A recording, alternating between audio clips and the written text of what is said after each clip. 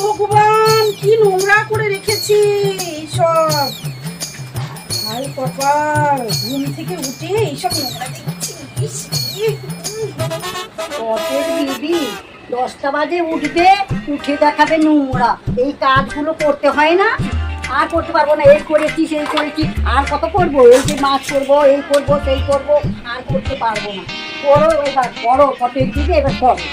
আমি আমি এইসব পরিষ্কার করবো? আমি বাবা পারবো না এইসব পরিষ্কার করতে। কিনতে গেলে কাজ করতে হয় না?